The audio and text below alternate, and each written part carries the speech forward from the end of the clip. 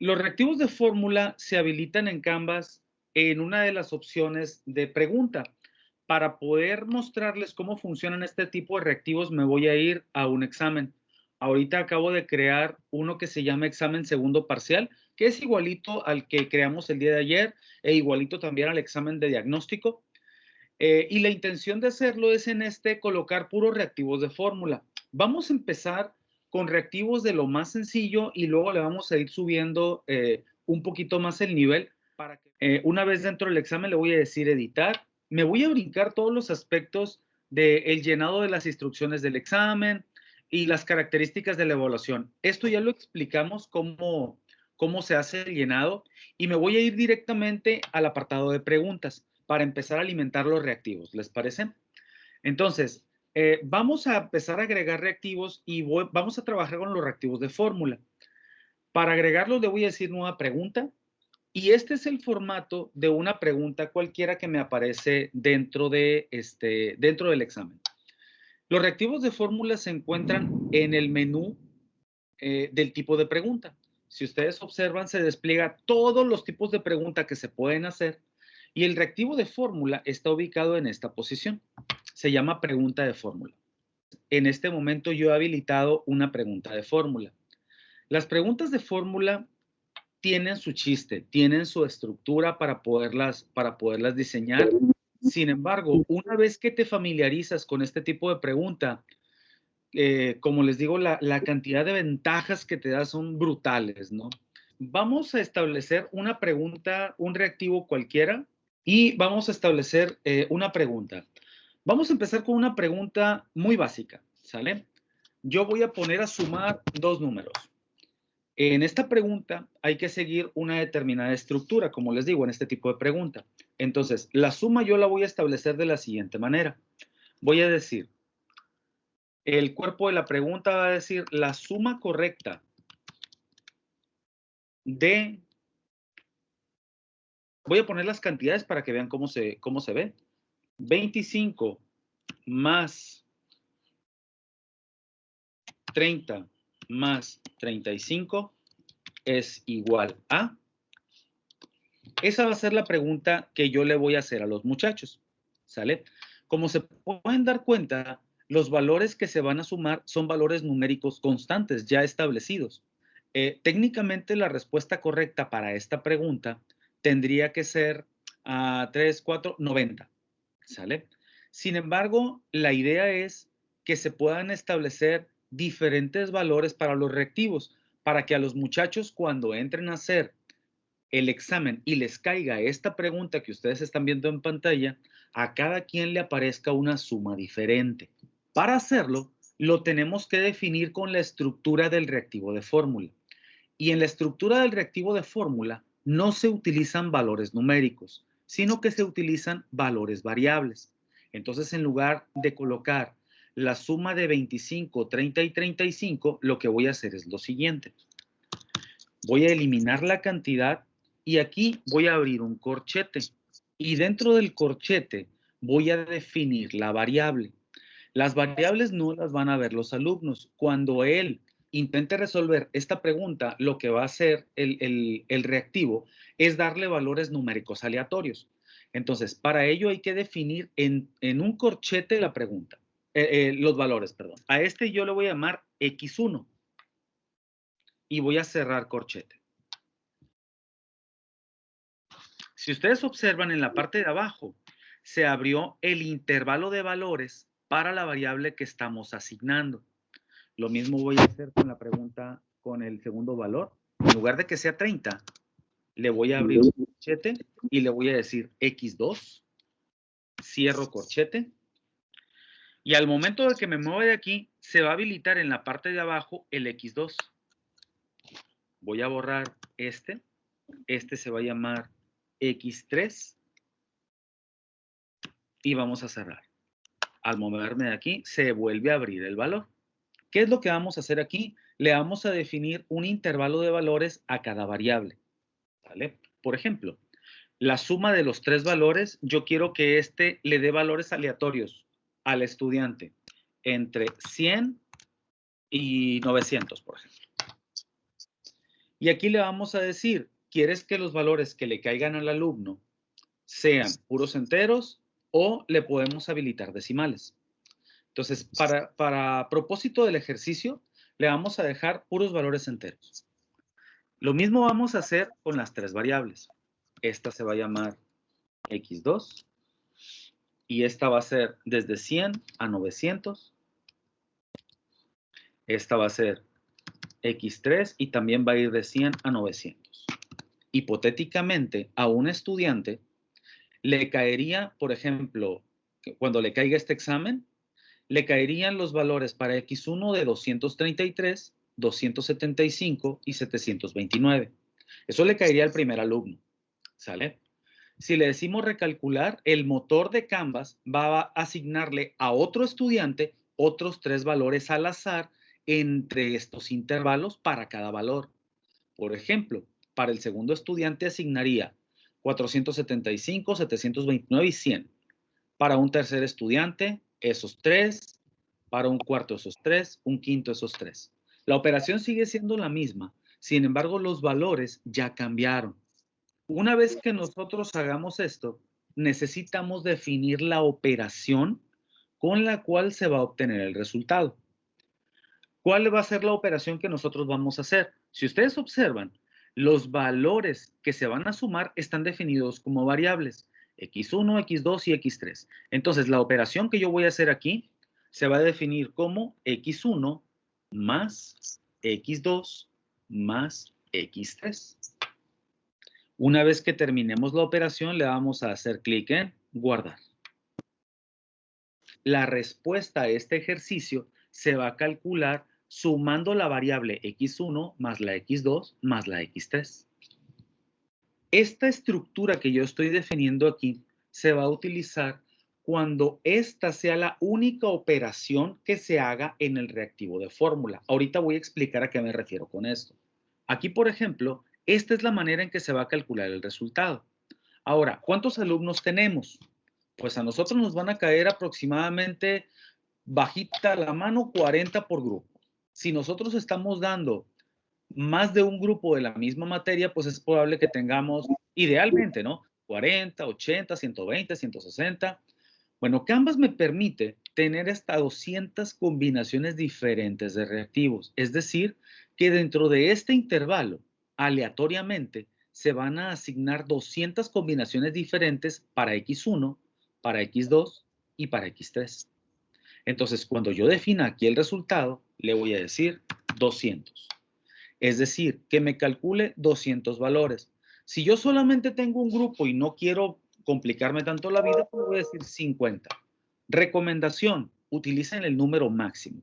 Con eso disminuyen las posibilidades de que a los alumnos les puedan caer por coincidencia los mismos valores numéricos, lo cual prácticamente no sucede en Canvas, pero mientras más valores o combinaciones le des, es mucho mejor.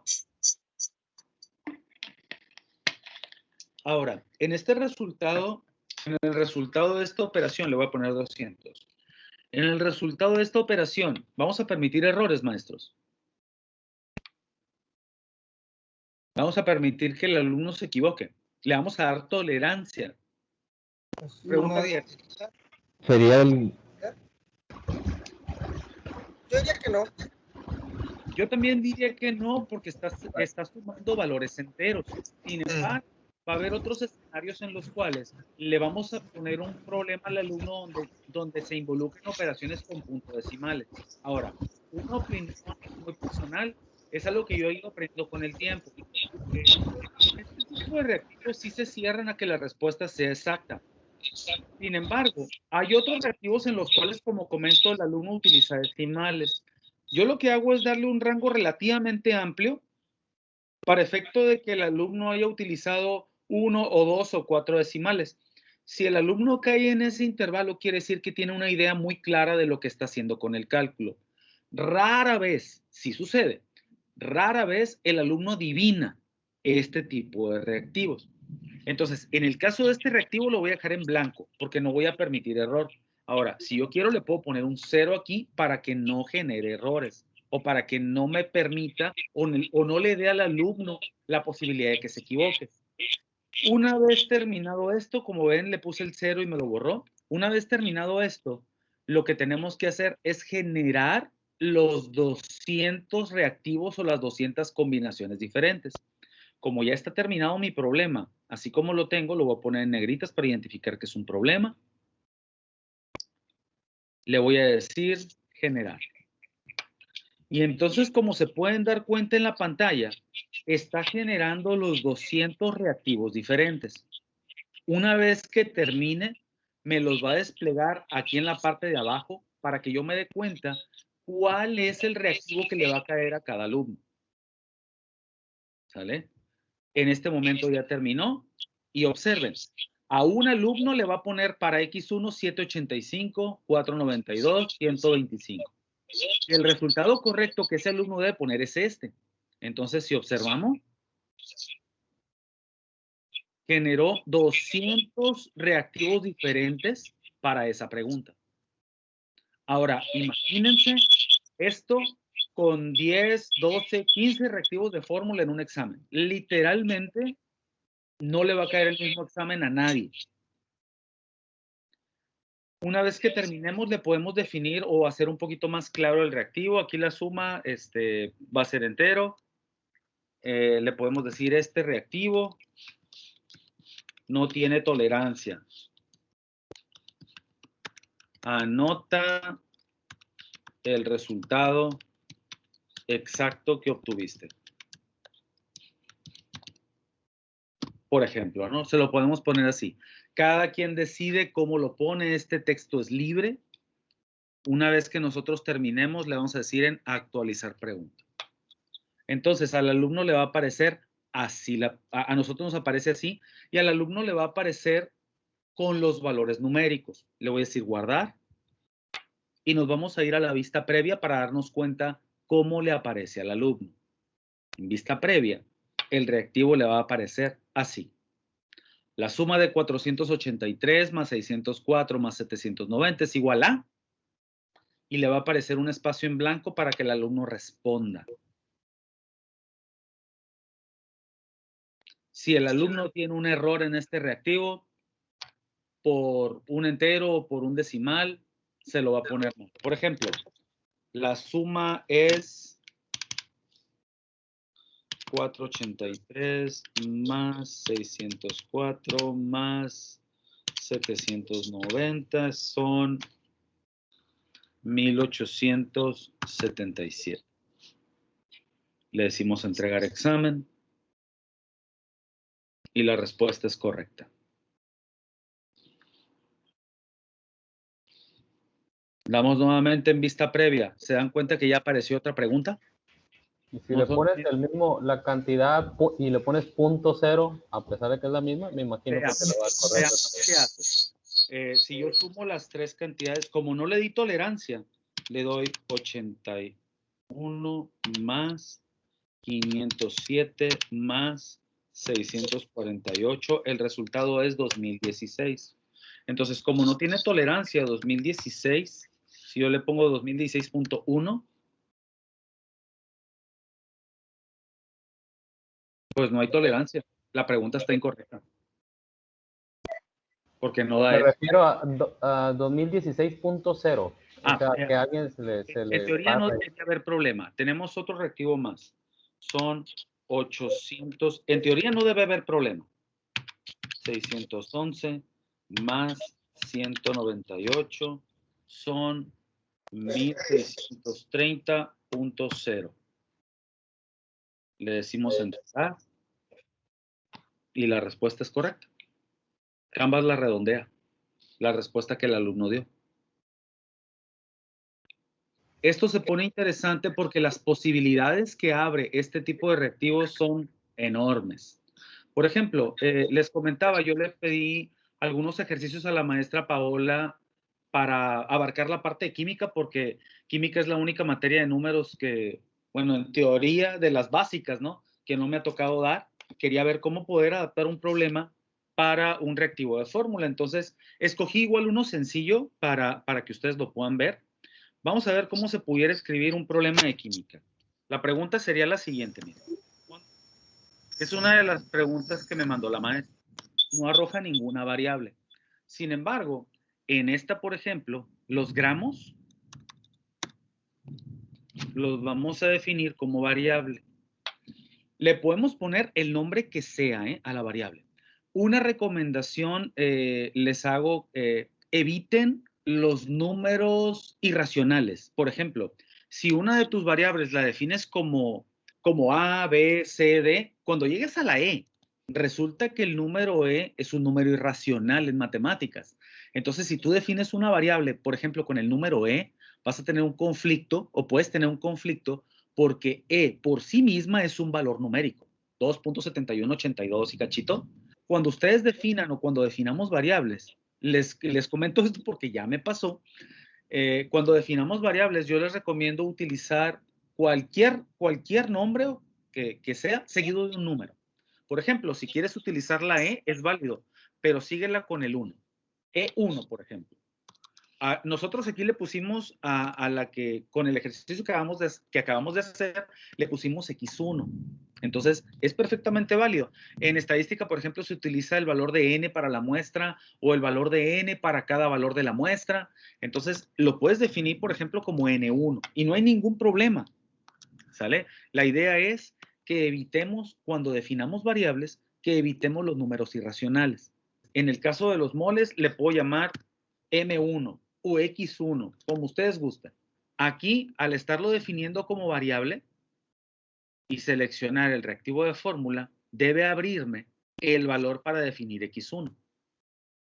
¿De dónde a dónde irían los valores de X1? La maestra Paola me dio que eran 6.07 gramos. Entonces le podemos decir que vaya desde 5 hasta 10 gramos y que en los decimales le dé 2 decimales. Puedo ampliar el intervalo y mandarlo hasta 20 y entonces el valor del intervalo va a crecer. Aquí se definiría solamente una variable, por ejemplo, en este reactivo, ¿no? Al irme a la fórmula para calcular el número de moles es una forma común para todos los problemas porque según el ejercicio que me mandó, un mol de CH4 equivale a 16 gramos. ¿Estoy bien? Sí, a 16 gramos mol. Sí. Perfecto. Para calcular el valor, únicamente lo que vamos a hacer es una división. Vamos a dividir el valor de X1 entre 16. Si ustedes observan, el resultado me lo dio como entero. Sin embargo, evidentemente el resultado no es un entero. ¿Por qué? Porque estamos dividiendo 15.97 entre 16. Entonces el valor es por debajo de un entero. ¿Cómo le hago para visualizarlo? Facilito. El resultado en decimales lo voy a ampliar hasta 4 decimales. Y entonces ya puedo ver el resultado obtenido en esa cantidad de decimales. Ahora, en este ejercicio es un poquito limitado la cantidad de reactivos porque nada más tienes una variable. Entonces las combinaciones que vas a obtener, existe la posibilidad de que dentro de las 200 el valor de 15.97 se repita. ¿Cuál es la clave aquí? Generar diferentes tipos de reactivos. Por ejemplo, hay otra pregunta que venía en las que me mandó la maestra Paola, donde pedía el número de moles para un átomo de helio o algo parecido, para gramos de helio. Tú puedes generar este tipo de reactivo y repetirlo para diferentes sustancias. ¿Vale? Entonces, esta es una forma sencilla de poderlo hacer. Y de nuevo, seguimos la misma ruta. Le decimos 200, pero aquí hay que darle tolerancia al estudiante. ¿Cuánto le damos? Esa decisión ya va a depender de ustedes. Por ejemplo, en este reactivo, nosotros le podemos decir que la tolerancia va a ser 0.05, más o menos 0.05. Quiere decir que el alumno, si se pasa por 5 centésimos o le faltan 5 centésimos, el reactivo se le va a poner bien. Entonces le vamos a decir generar.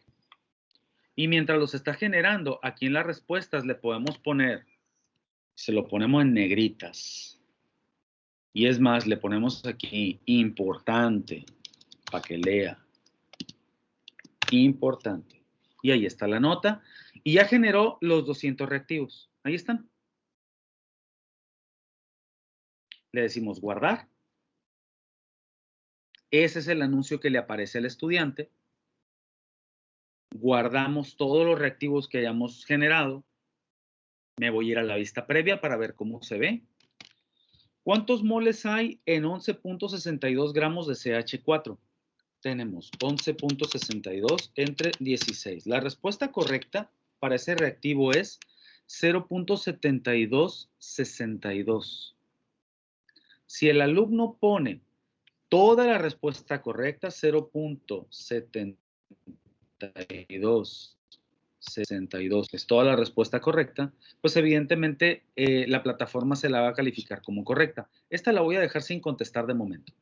Y le voy a decir entregar. Y luego le avisa, tienes una pregunta sin contestar, ¿deseas entregar de todos modos? O sea, si alguien entrega aquí, es porque deliberadamente decidió dejar una pregunta en blanco. Una de dos está correcta, y es esta. Tu resultado lo calculó a 4 decimales, a pesar de que tú le hayas puesto este aviso. De hecho, el aviso dice con al menos 2. Tú el cálculo lo hiciste para 4 decimales. Sin embargo, ¿qué pasa con lo siguiente? Segundo reactivo. A este alumno le va a hacer la misma pregunta, por eso les decía el nivel de profundidad, es el mismo nivel de profundidad, sin embargo, viene otro valor numérico. Y, por ejemplo, como pueden observar acá arriba, la pregunta de suma también es diferente. O sea, tú puedes tener un examen donde tengas 10 reactivos de fórmula y todos van a ser distintos para todos. Ahora, voy con este. Si yo divido 15.34 entre 16, el resultado me da 0.9587. Como yo le dije que redondeara a 2 o al menos 2 decimales a la derecha del punto y le di una tolerancia de 5 centésimos, ¿qué va a pasar? Pues a este alumno también se lo va a poner correcto.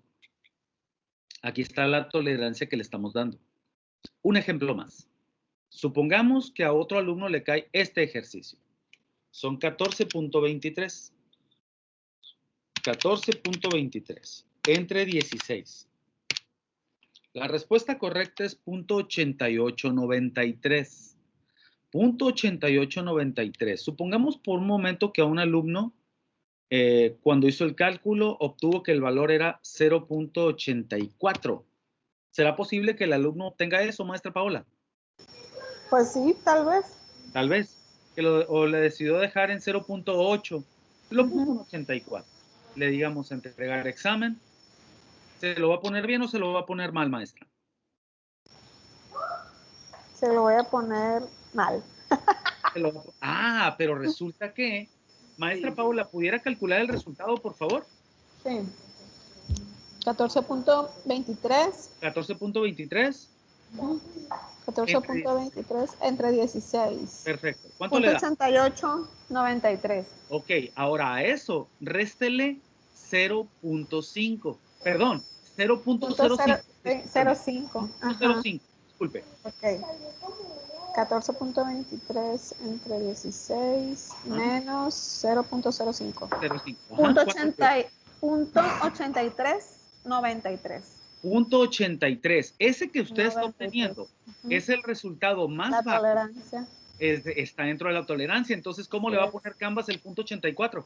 ¿Mal? No, claro que no. Se va a poner bien. Ese es el bajo. Ok, ese es el más abajo. Bien, perdón, porque sí, ese se lo va a poner bien.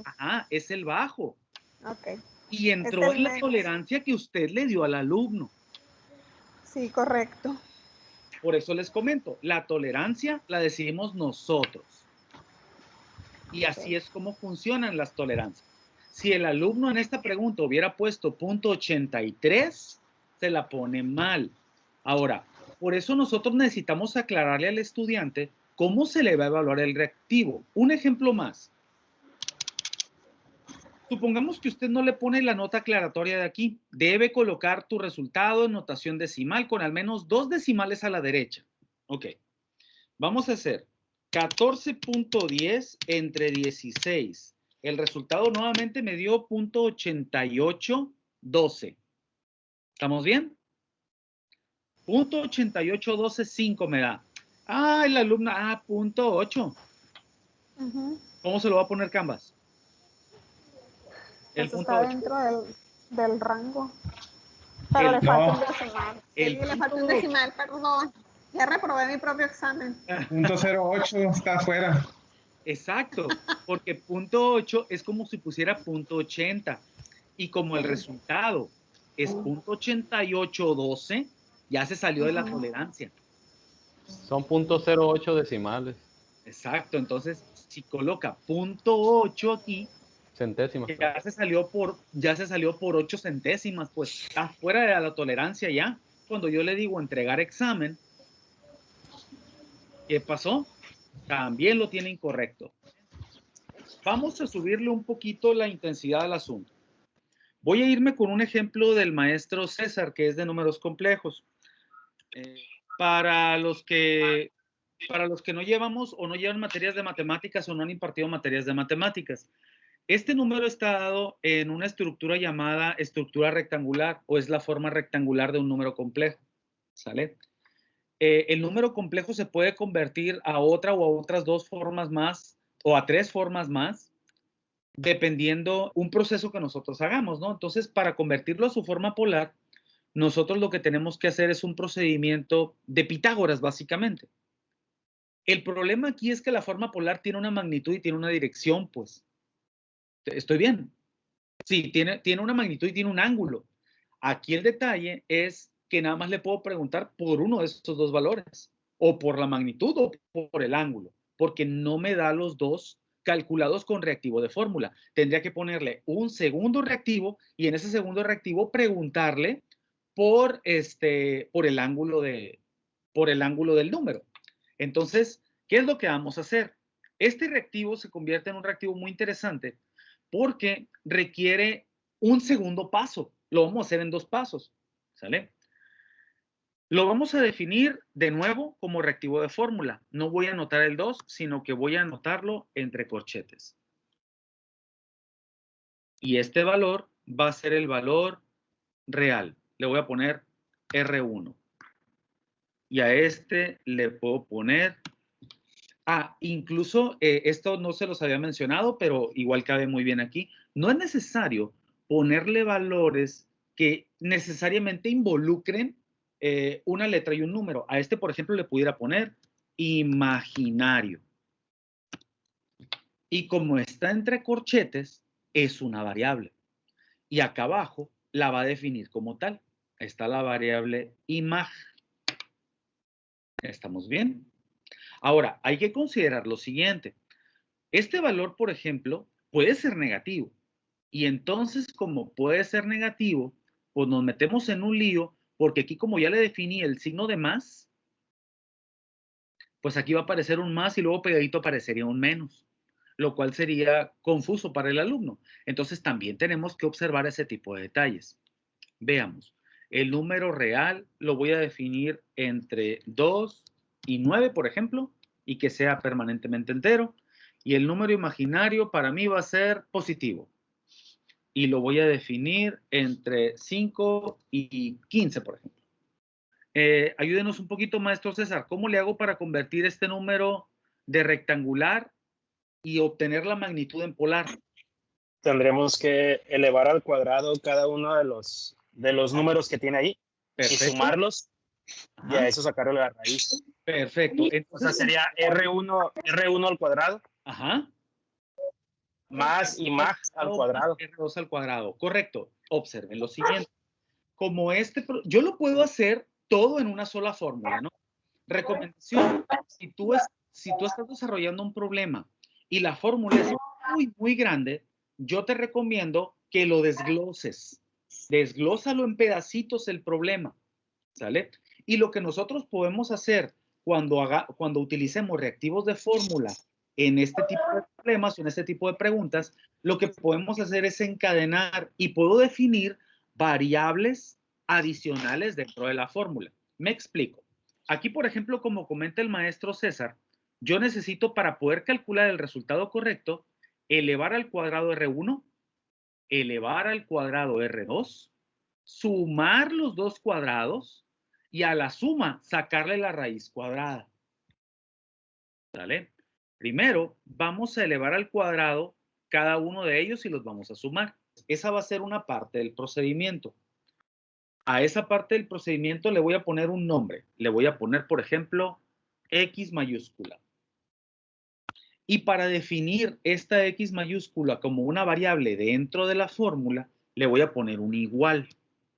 Cuando yo hago eso, significa que esta variable la puedo utilizar dentro de la fórmula. ¿Qué es lo que va a ocurrir aquí? Que el paso consiste en elevar al cuadrado R1. ¿Vale? Lo puedo hacer de dos maneras, igualito que en Excel. Lo puedo hacer con el símbolo de potencia o lo puedo hacer multiplicándolo por sí mismo. Es decir, voy a hacer R1 por R1. Y ahí ya la estoy elevando al cuadrado. Y a eso le voy a sumar imag por imag. ¿Por qué? Porque así se llama la variable. Se llama imag. El primer resultado va a ser R1 por R1, es decir, R1 al cuadrado. Y a eso le voy a sumar imag por imag. Y le voy a decir guardar. Y entonces, ¿qué fue lo que ocurrió? Observen ustedes los valores. R1 vale 4. Imag vale 7. Quisiera que por favor lo hicieran en su calculadora. A ver cuánto les da. Hagan 4 al cuadrado, hagan 7 al cuadrado y sumen los dos valores. A ver cuánto nos da. 65 está bien. 4 al cuadrado es 16, 7 al cuadrado es 49, 16 y 49 suman 65. Correcto. Sin embargo, esa es la primera parte del procedimiento. Gregorio, entonces una fórmula debe o puede empezar desde la variable donde tienes X igual y luego ya desglosar la fórmula. ¿Así debe de ser? No es que deba ser así. Así puede ser, maestra. Porque aquí incluso lo que nosotros podemos hacer es definir dos variables. Por ejemplo, le voy a decir X1 y en X1 le voy a decir R1 por R1. Y ahí está la primera parte. Y luego le puedo decir X2 igual a imag por imag. Lo puedo hacer por separado. Y luego puedo decir X mayúscula, exacto, igual. Y fíjense lo que ocurre aquí. Yo definí dos formulitas dentro del problema. Yo necesito obtener el valor de la suma de estos dos. Si yo voy a seguir haciendo pasos dentro de la fórmula, le puedo poner el nombre de una tercera variable. Por ejemplo, le voy a llamar suma. Porque le puedo poner suma. Y esa suma, ¿a quién voy a sumar? Voy a sumar a X1 más X2. X1 más X2. Y ahí está el valor de 65. Entonces, dentro de este problema, tengo dos variables definidas en un intervalo de valores y otras tres variables que se calculan con los valores de estas dos. Ahora, prácticamente son sustituciones de variables, pues les va llamando. Exacto. Es algo más o menos parecido a lo que hacemos en la hoja de cálculo del Excel. Ahora, la siguiente operación que nosotros vamos a hacer es una operación interesante porque es una de las operaciones disponibles que tiene Canvas. Si ustedes observan, yo he hecho puras operaciones básicas. Multipliqué, sumé. ¿Estamos bien? Ahora, la operación que ocupamos calcular aquí es una raíz cuadrada. ¿Cómo calculo raíz cuadrada? Bueno, la raíz cuadrada se calcula con un comando. Si yo quiero poner el resultado, le voy a llamar R a mi resultado. Le voy a decir igual. Y el comando para calcular la raíz cuadrada, este es uno de los de las pequeñas áreas de mejora que tiene Canvas para hacerlo a nivel global. Los comandos vienen en inglés, maestros. Para poderlos utilizar, hay que conocerlo o acceder al menú para saber cómo se realiza el cálculo. La raíz cuadrada, el comando es SQRT. Con ese comando se calcula una raíz cuadrada. El SQRT es como un pequeño acrónimo para reducir square root, raíz cuadrada. Ahora, si a mí se me dificulta el manejo del idioma, no se preocupen. En la parte de arriba del reactivo de fórmula viene una pequeña pestaña que dice necesita ayuda. Le podemos dar clic ahí. Y en esa me van a decir primero cómo debe ser la estructura de la operación, pero una de las cosas de mayor utilidad para mí va a ser cuáles son las funciones que yo puedo utilizar. Y aquí viene todo un menú de funciones y la estructura de dichas funciones. Por ejemplo, yo me voy a ir a buscar la de square root que les acabo de decir. Y acá la tengo, miren. ¿Y esa qué hace? Da como resultado la raíz cuadrada de un valor dado. ¿Cómo la debo indicar? La debo indicar como SQRT, paréntesis, y a la variable que le quiero calcular la raíz cuadrada. ¿Qué voy a hacer? La voy a definir de esa manera. SQRT, paréntesis. Ahora, ¿a quién le quiero calcular la raíz cuadrada? Se la quiero calcular a la variable suma. Entonces, aquí le voy a decir SQRT, paréntesis, suma. Parecido a Excel. Sí, es muy parecido a Excel.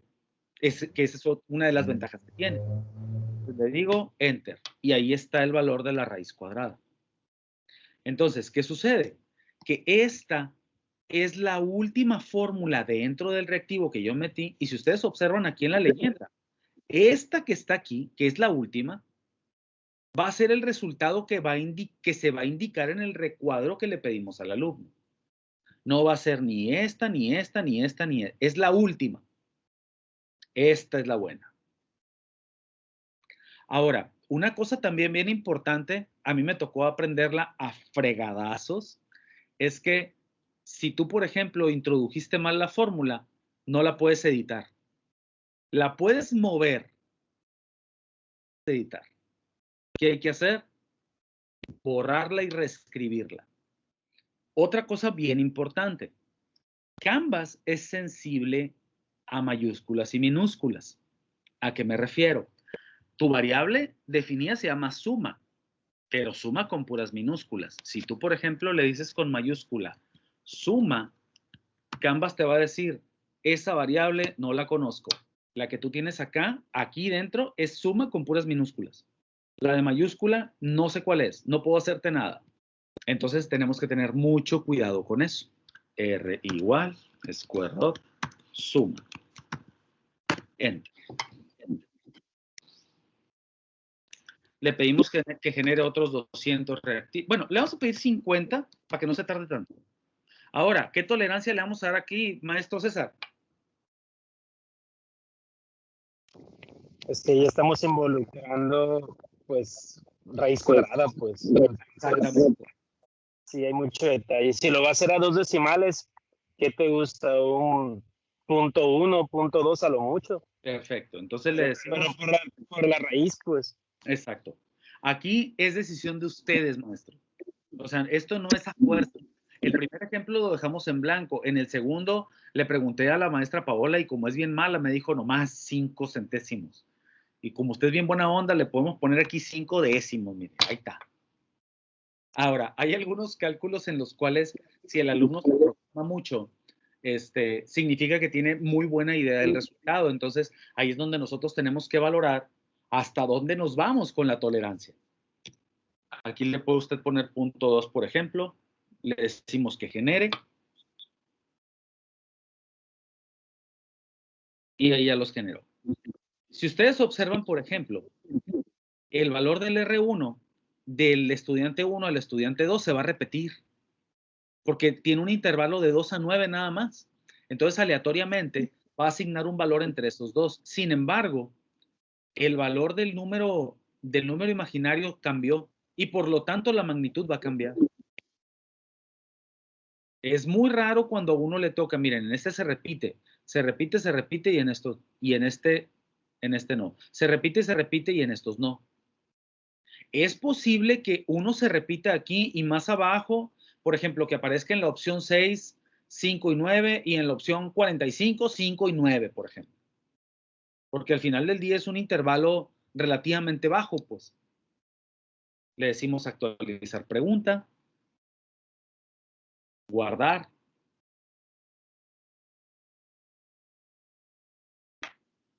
vista previa.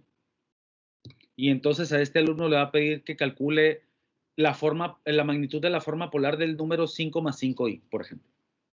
Si ustedes, por ejemplo, aquí le quieren dar cualquier valor, positivo o negativo, tienen que fijarse en los símbolos que utilizan. Si aquí tú ya le definiste fuera del corchete,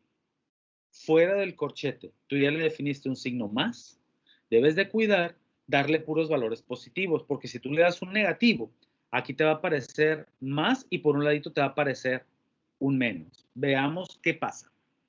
Si yo, por ejemplo, aquí, en esta pregunta, le digo editar y no tengo cuidado y le digo que vaya a valores desde -5 hasta -2, por ejemplo. Le digo otra vez, y de hecho, cuando tú redefinas los valores, te va a pedir volver a generar los reactivos. Pues en la vista previa, cuando le aparezca el reactivo, como yo definí valores negativos, le aparece eso al alumno. Entonces, el valor del parámetro para la cantidad imaginaria, nosotros la definimos como negativo y le aparece así, mira. Y esto se puede prestar a una confusión del alumno. Entonces, en los reactivos de fórmula tenemos que fijarnos muy bien cómo lo estamos definiendo o describiendo. Quisiera utilizar un ejemplo un poquito más elaborado. Miren, ahí está el cuerpo del problema. Una empresa productora de bolsas de polietileno, toda la descripción ahí está. Usted es contratado para medir productividades. Y entonces, yo aquí en este problema tengo el cuerpo de todo el caso que me piden analizar. Esto los voy a borrar de momento porque no vamos a pedirlas todas. Necesito introducir la información en tablas. El maestro Samael, como lo pueden ver aquí en el chat, tiene la información en tablas. Es lo que vamos a hacer nosotros, meterlo en tablas. Su tabla tiene 1, 2, 3 columnas, por lo que se alcanza a ver, y tiene 1, 3, 6, 10 renglones.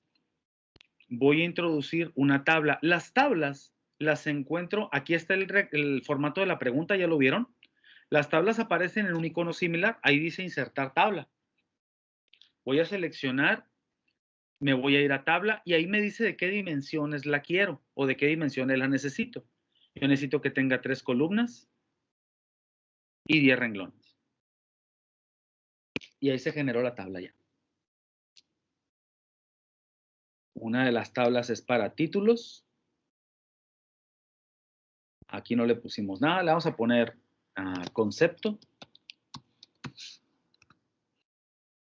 Aquí le vamos a poner planta San José.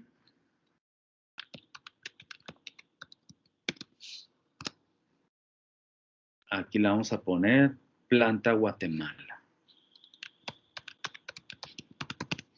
Ahí está.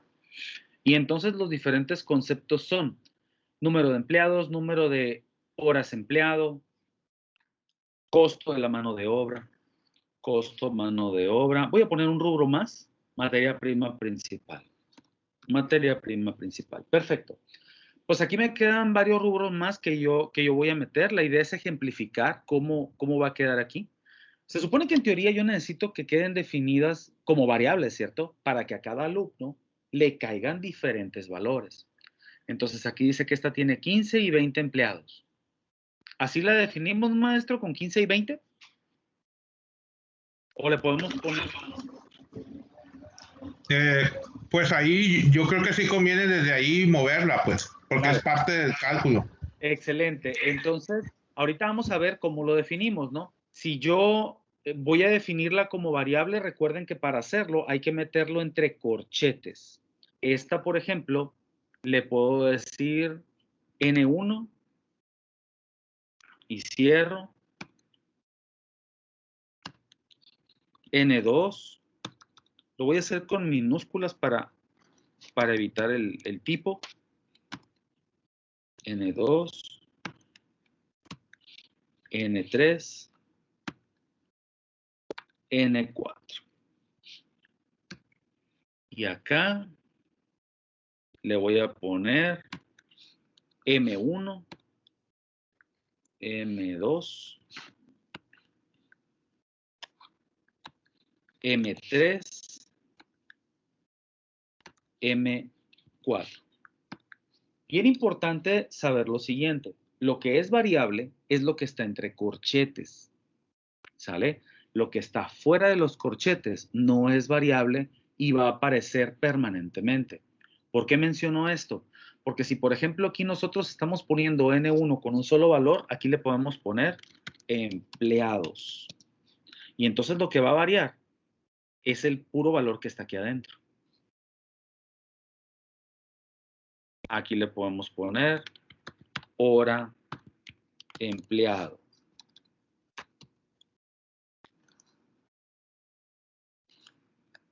El costo de mano de obra, ¿en qué está dado? En pesos. Y aquí le puedo poner fuera del corchete el símbolo de pesos, una diagonal por hora. Y en la materia prima, por ejemplo, ¿en qué unidades está? En kilogramo de producto. Este lo puedo copiar y pegar acá.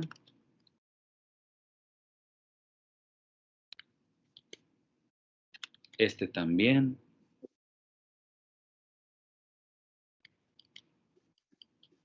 Este también con su símbolo de pesos. Y este también.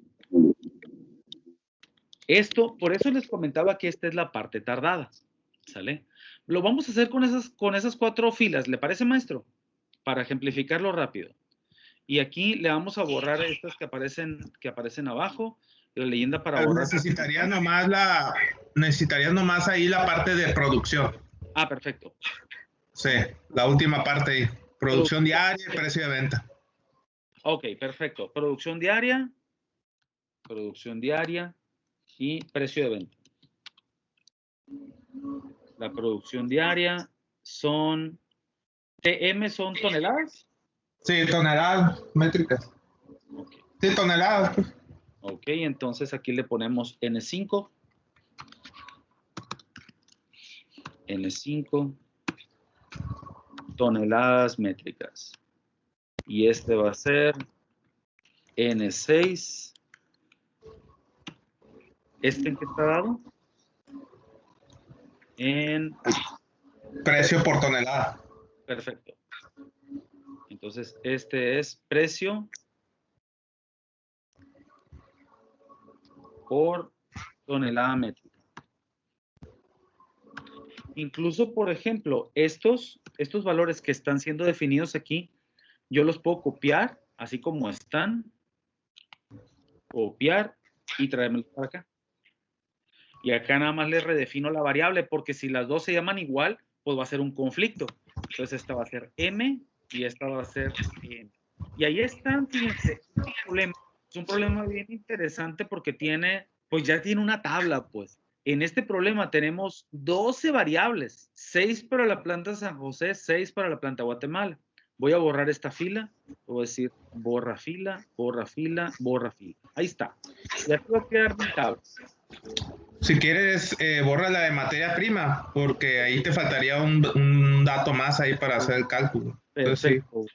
Borramos la de materia prima, esta está eliminada y ahí está. Si le vamos a dar una estructura acá más bonita, pues lo que voy a hacer es centrarlos. Y ahí está. Ya me aparecen centrados. Le puedo dar también la misma forma que le damos en el Word o en el Excel, de ajustar las negritas y todo el asunto, ¿no? Y entonces, como podemos observar, acá abajo se definieron 12 variables, las cuales tenemos que ir viendo cómo las vamos definiendo, pues. Por ejemplo, N1 y M1 son por número de empleados. Entonces, número de empleados en la planta, le podemos poner que van desde 200 hasta 500, por ejemplo. Y la M1 acá está abajo. 200, 500. Por ejemplo, la N2 son horas empleado. ¿Esa es cómo sería lógico definirlas, maestro? Ahí es por horas que trabaja cada empleado por día. Entonces ahí pues es el número así, ¿no? Que puede trabajar desde 1 hora hasta, no sé, 16 horas, ¿no? Perfecto. Como máximo, ¿no? Pero bueno. Aquí le podemos poner, no sé, 4 a 12. 12, sí. El M2, igual, 4.12. De hecho, esta es la parte que ustedes le van a dar un poquito de congruencia a cada uno de sus casos, ¿no? Ahora sí, ya están definidas las variables. ¿Qué le vamos a preguntar al alumno? Que calcule la productividad total. Puede ser, pero bueno, ahí sería más bien productividad de mano, productividad de trabajo, que le llamamos. Ok. Productividad parcial, es una productividad parcial ahí con los datos esos que tienes. Perfecto. Entonces, acá se lo tenemos que definir en la parte del problema o en la estructura del problema. Sí. Entonces, si usted, por ejemplo, quiere calcular la productividad parcial de, no sé, tendría que ser de una planta, exactamente. Exacto, de la planta San José. Ahora, ¿pudiera usted calcular un valor de comparación entre las dos? O sea, que en un mismo cálculo salieran las dos, dices. No, la pregunta sería, ¿hay algún cálculo que se necesite hacer donde haya que comparar productividades de las dos? Sí, sí lo manejo eso, pero digamos que bueno, para ese tipo de problemas no se lo manejo todavía, pero sí lo hago, pues, sí Bueno, se hace. Vamos a hacer un problema simple. Vamos a calcular una productividad parcial. Entonces, la productividad parcial se requiere, ¿dónde estamos? Acá en la tabla de arriba. En la productividad parcial es salidas contra entradas. Así es. ¿Verdad? Entonces, Sí, valor de producción por el precio. Valor de producción por el precio. Así es. Y dividirlo entre el valor de lo que cuesta la mano de obra, ¿no? Que sería cuántos empleados tengo, cuántas horas trabajo cada empleado y cuánto se le paga por cada hora. Perfecto. Entonces, vamos a calcular esa productividad, ¿les parece? Precio de venta por producción diaria dividido entre el producto de estos tres. ¿Cómo sería? Yo voy a terminar haciendo una división, ¿sale? Es el cálculo final, es una división. Salidas contra entradas. El orden en el que yo haga las operaciones, la verdad es irrelevante, excepto en la última fila. La última fila es la que refleja el cálculo que debe poner el alumno. Veamos. La última fila debe ser una división. Primero vamos a hacer una multiplicación. Podemos poner la variable salida. Y la salida se calcula multiplicando precio de venta por producción diaria. ¿Quiénes son esos? Sería N4 por N5. Es el valor de la salida. Producción por precio. Y ahí quedó. N4 por N5. Ahora, la entrada. La entrada es la multiplicación de N1 por N2 por N3. N1, N2 por N3. Y ahí me la dejo. El último cálculo que nosotros vamos a hacer, si ya no lo necesito hacer para otro, o si ya no necesito hacer un cálculo posterior, lo puedo calcular dividiendo out entre in y aumentarle los decimales para que me dé el valor correcto. Si yo quiero seguir la misma estructura, que en lo personal es lo que yo más les recomiendo, le voy a decir R como resultado igual a out entre in. Aquí es donde nosotros calculamos la productividad. Ya hicimos el ordenamiento completo del problema. Incluso ni siquiera ocupamos ponerle que es un problema. Ellos, al caerles el reactivo, ya lo saben. Le damos un espacio más. Y ahora sí, que me dé 20 combinaciones para efecto de ver los posibles valores, ¿no? Permitir un margen de error, como el resultado puede estar en decimal, le decimos permitir un margen de error de 0.5, por ejemplo. Le decimos generar. Y ya los generó. ¿Cómo se va a ver este problema cuando le caiga al alumno? El problema se va a ver de la siguiente manera. Voy a guardar. Le voy a decir vista previa. ¿Qué va a ver el alumno? El alumno lo va a ver así. Todos estos valores fueron definidos como variables. Aquí le fuimos poniendo, miren, los caracteres, por ejemplo, el de pesos, cómo quiero que lo muestre, ahí están. Entonces, lo que cambia es lo que está entre corchetes nada más. Lo otro se queda fijo para todos, igualito. E igual el alumno tiene o va a poner el resultado en ese recuadro que ustedes están viendo.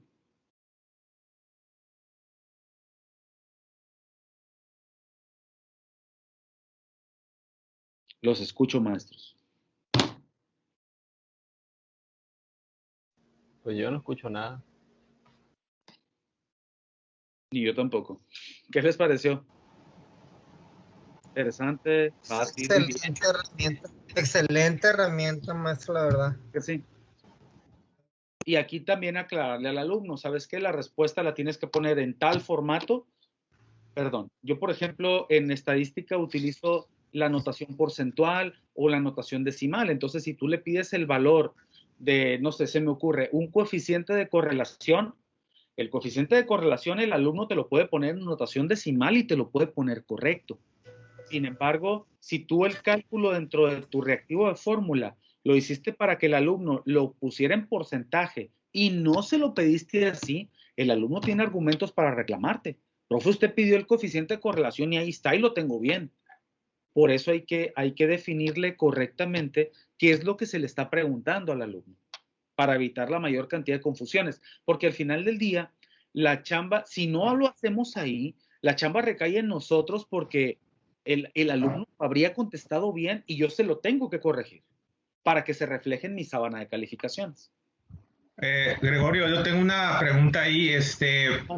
Bueno, ya es que ahí pues se pueden calcular varias productividades, ¿no? Parciales y totales, ¿no? Ajá. Entonces ahí tendría que hacerlo, pues agarrarme así, pues, o sea, hacer la misma tabla y pregunta por pregunta, ¿no? O sea, y hacer preguntas así en lo específica, digamos, para que él calcule. No, pues, o sea, mi idea a lo mejor sería de pongo una tabla y ya el alumno me puede poner varias respuestas en la misma pregunta, ¿no? Pero dices que eso no se puede, ¿no? Es una forma. No puedo preguntar, en un reactivo de fórmula no le puedo preguntar más de una cosa. Ok. Esa es una de las limitantes que tiene la plataforma en ese sentido, ¿no? Ahora, algo que yo puedo hacer es lo siguiente. Me voy a meter al examen. Esto yo lo descubrimos entre el maestro Berreyesa y un servidor, picándole. A usted les va a tocar primicia directa. Resulta que uno de las modalidades para poder agregar reactivos ya existentes es con la tercera opción de agregar reactivos en un examen, que es encontrar preguntas. Cada una de las preguntas que yo voy metiéndole a una evaluación se va depositando en una base de datos. Entonces, si yo le digo encontrar pregunta, la base de datos fue generando reactivos, como ustedes lo pueden ver. Sin embargo, me voy a salir un momento. Esta pregunta es una de las que nosotros acabamos de generar. Es una empresa productora de bolsas de polietileno. Entonces le voy a decir encontrar pregunta y voy a buscar esa pregunta. La puedo buscar dentro de un nuevo banco, las preguntas que están sin archivar. Y aquí está. Una empresa productora de bolsas de polietileno. Esta pregunta ya la tenemos aquí.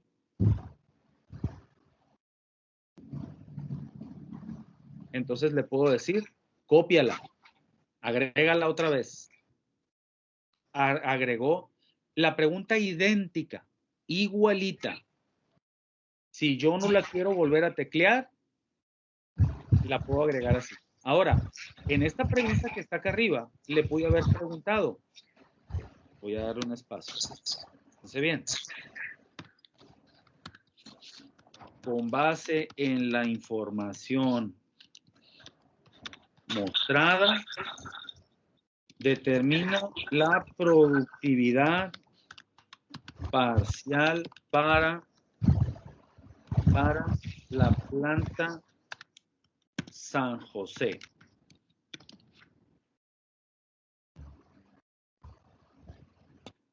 Ahí está. Le digo guardar, actualizar pregunta. Ya la actualizó. Aquí está la nueva edición de texto que yo puse. Y en esta de abajo yo puedo utilizar lo mismo, pero en lugar de ponerle de la planta San José, en esta le puedo poner calcula de la planta Guatemala. ¿Sale? Sin embargo, cuando yo pongo esto, el cálculo no lo hace para Guatemala, sino lo hace para San José. ¿Me explico? Sí, hay que cambiar. Quitar estas. Y como ya están definidas las variables, aquí, voy a hacer otra vez aquí, out, igual. Y el out lo voy a hacer para la planta de Guatemala. ¿Quién es el out? M4 y M5. Por M5. ¿Perdón? Es por M5. Tienes toda la razón. Sí. Es out igual M4 por M5. Y luego.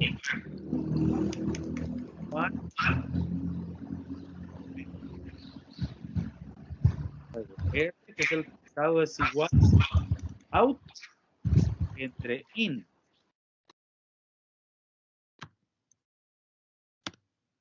Y ahí fue.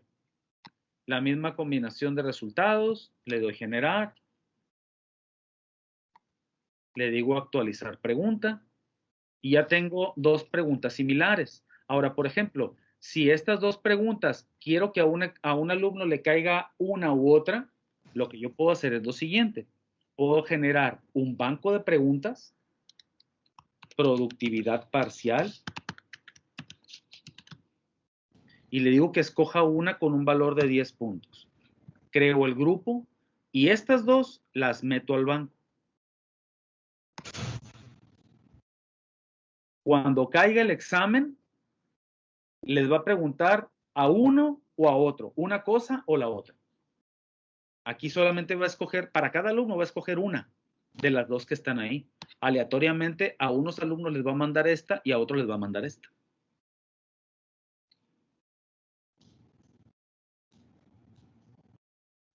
No sé si me explique.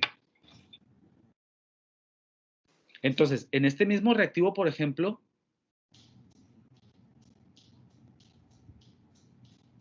tú puedes preguntarles más cosas. Ahí hay 1, 2, 3. Y de aquí va a escoger una. Entonces, en esta puedes meter otro tercer reactivo copiando, si tú quieres, toda esta estructura para que se repitan todas las fórmulas. Le puedes preguntar, con base en la información mostrada, determina la productividad total para San José y para Guatemala. Y ahí tienes otras dos preguntas más y ya tienes 4 en un banco.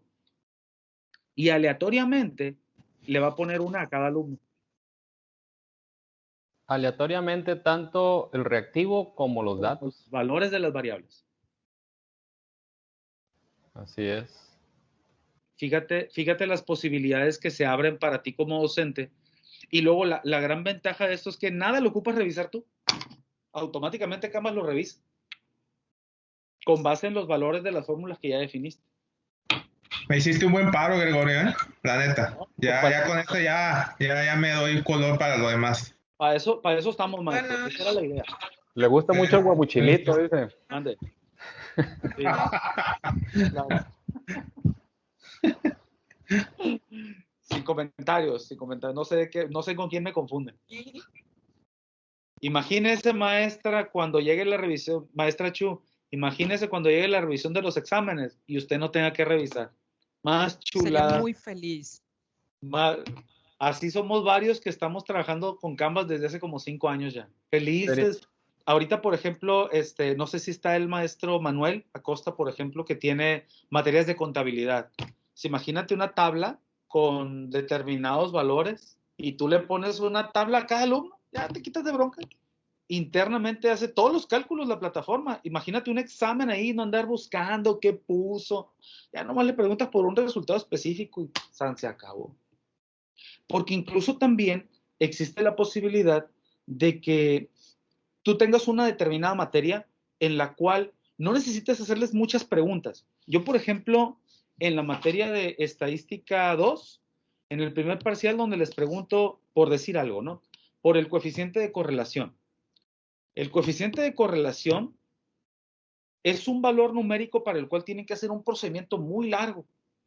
Si yo les pido, por ejemplo, que hagan un pronóstico, para hacer un pronóstico, el alumno tiene que calcular una ecuación primero.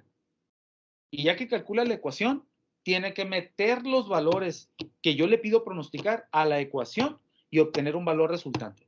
Entonces, no tendría mucho caso que yo le pidiera en diferentes reactivos, ¿no? Calcúlame la ecuación, calcúlame esto otro, y luego el último preguntarle por un pronóstico, ¿no?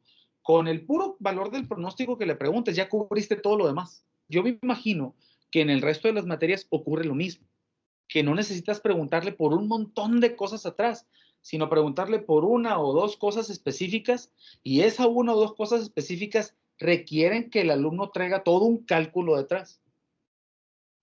Entonces, con este tipo de reactivos, matas todo eso. Lo que pasa es que nosotros, pues las materias de nosotros son multiresultados, casi todos los problemas. ¿Sí? Entonces, pues, para nosotros sería más viable crear un banco de preguntas. Así es. Con que tengan respuesta múltiple, pues. En vez de usar un problema como el último, pues. Bueno, yo le platico. Yo he impartido, por ejemplo, de mate, he impartido la materia de cálculo diferencial, bueno, aparte de los propedéuticos, cálculo diferencial y cálculo integral, por ejemplo, ¿no? Y ecuaciones diferenciales. Si bien es cierto, en algunas donde se les pide calcular, se me ocurre, ¿no? Una derivada al alumno. Las derivadas forzosamente se les tienen que meter hasta ahorita, ¿no? Se les tendría que meter como reactivos de opción múltiple. Sin embargo, si usted, por ejemplo, le pide a un alumno que evalúe una derivada, entonces ahí ya puede echar mano de las preguntas de fórmula. Si usted, por ejemplo, le pide que resuelva una integral y la integral es una integral indefinida, sí, hay que ponerle los reactivos de opción múltiple. Tal vez un reactivo con 5 posibles respuestas, ¿no? Sin embargo, si usted le pide el resultado de una integral definida, la integral definida da como resultado un valor numérico. Entonces, ahí usted pudiera utilizar los reactivos de fórmula para poder obtener, no sé, valor de área. Entonces, si bien es cierto, no se puede usar en todas, porque las herramientas libres que tiene Canvas no da para hacerlo en todas, sí puede utilizar en muchas opciones de reactivos, los reactivos de fórmula para poder cambiar de versiones a los alumnos. Si usted, por ejemplo, en una determinada derivada le pide evaluar el resultado en x igual a 2, por ejemplo, al otro le caiga x igual a 3 y ya no es la misma. Se puede hacer uso de esas opciones. Sí, pues sí. Pues cambia de pero requiere sentarse. Ese es el detalle, porque requiere sentarse y empezar a meter información. Esa es la complicación, por así decirlo, ¿no? Sin embargo, una vez que se hace, se acabó el problema. Sí, pues, o sea, en vez de tener un problema con variables, vamos a dejar sin variables, pero con un montón de problemas. Sí, así es. Sí, es que mientras más, y es que aquí es donde interviene el trabajo de todos, pues, que era lo que discutíamos el primer día. Si nos juntamos, yo, por ejemplo, tengo un diseño para cálculo diferencial. Si yo me junto con otro profesor y entre los dos nos ponemos a meter reactivo, la chamba es menos. Pues. Ahora imagínense si somos 7, si somos 8 haciéndolo. Ya se reduce, nos podemos poner de acuerdo en el tipo de formato que se le da a la pregunta. El banco de reactivos se puede hacer bien robusto, de forma tal que las posibilidades de que le caiga el mismo reactivo a dos estudiantes que estén juntos en una casa, por ejemplo, o que estén comunicándose por chat o como nosotros, las posibilidades se reducen mucho. Mientras más grande sea el banco de reactivos, menos chance tiene el alumno de copiarle a otro, pues. Pues sí. Y eso funciona para todas las materias. Por ejemplo, la maestra Paola que da química, o los maestros que dan productividad, o que dan IO, o que damos cálculo o estadística. Entonces, si nos juntamos entre dos, ya juntándote entre dos, ya se hace, hace más o menos como 2 años, trabajamos la maestra Nadia y un servidor metiéndole reactivos a la materia de control estadístico. Y se hizo un curso interesante, pues, pero éramos 2. Por lo corto el tiempo, sí te conviene juntarte con alguien más, para efecto, ustedes que van empezando para efecto hacer la prueba, y yo que ya tengo rato trabajando para hacer más robusto mi banco de reactivos. Apenas estamos rascando la orilla de la herramienta. Entonces, sí hay que dedicarle, o sea, sí te tienes que sentar y empezar a crear tus contenidos. Sí requiere reinventarse, no es sencillo, o sea, hay que vencer ciertos paradigmas que traemos. Sin embargo, la herramienta como tal te ofrece una cantidad de posibilidades bien grande, ¿no? Entonces ya depende de cada quien cómo decida utilizarla y qué tanto provecho le quiera sacar cada quien. Así es. Bueno, gracias, Goyo. Al contrario, maestros, un gusto haberlos